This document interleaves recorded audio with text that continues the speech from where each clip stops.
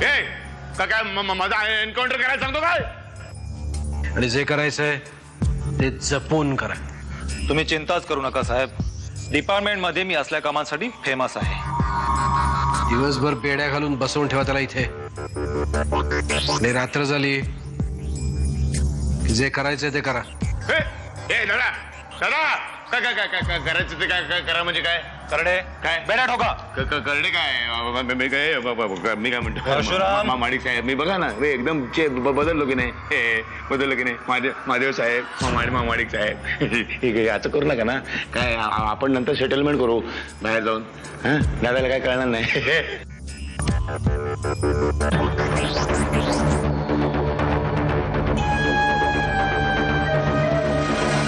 हे उपास तापास जर माझ्यासाठी करत असशील तर प्लीज थांबव आता ते.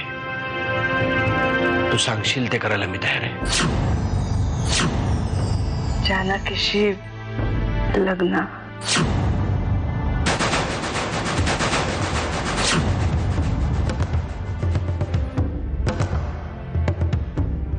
चालेल. तू जे सांगशील ते करायला तयार आहे मी. दादानी तर याला माझं एन्काउंटर करायची ऑर्डर दिले. इन्स्पेक्टर साहेब अहो काय म्हणतात हे? मी तुमच्या पुढे पदर पसरते पण यांना मारू नका. येडे याच्या समोर कुठे पदर पसरते? हे तर दादाचं कुत्र आहे. कुत्र ते भूक म्हणलं की भुकतंय, थांब म्हणलं की थांबतंय. पदर पसरायचा दादा समोर जाऊन बस. माफ करा आत्याबाई साहेब. तुमच्या हातात ती प्लेट पाहिली आणि वाटलं की अमृताची होती ती. मी जेव्हा तुम्हाला विचारलं पण होतं तुम्हाला आणखीन काही हवंय का म्हणून, तुम्ही काहीच बोलला नाही. असू दे जा आता तू.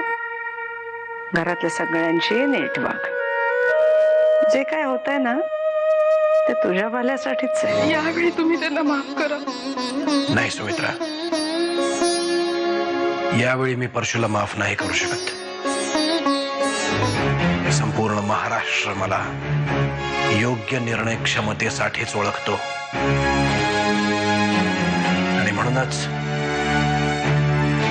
नातेसंबंधांमध्ये न अडकता जर मी परशुला वेळीच कोठडी दिली तर माझी बदनामी नाही, सर्वत्र माझं कौतुकच होईल. पण भाऊजी हट्ट करू नका. गाडीत बसा. बसा. शांत बसायचं. बाबू यानं जर तिकडे काही गडबड केली तर लगेच मी तुला फोन करेन आणि तू तुझं इथलं काम करून टाक.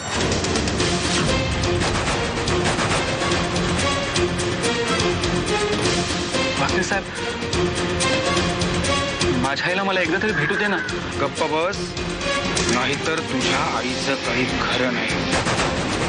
हे सगळं आहे ना मला खूप संशयास्पद वाटतंय. नक्कीच कुठला तरी कट शिजतोय घरात. उद्या जेवणात साधा खडा आला ना तरी सुद्धा तुला वाटेलच काहीतरी कट शिजतोय. मला सगळं कळतं. दूधखुळी नाहीये मी. माझं बोलणं आणि माझं महत्व तुम्हाला नेहमी उशिरा कळत आलंय. मी कालच्या प्रकाराबद्दल माफी मागायला आले होते. अगं मग ठीक आहे, इतकं सिरियस काय व्हायचं त्यात? मी काय उगाच मनात बिनात ठेवत नाही. काहीच ओके. मी नाही परत असं करणार. आणि जरी केलंस ना तरी मी तुझ्यावर प्रेमच करणार, अगदी मनापासून. पाहिलं का माडिक साहेब, रक्ताची नातीच उलटी फिरायला लागली. नरसिंहाच्या बरोबर आत्याबाई सुद्धा कटात सामील झाले.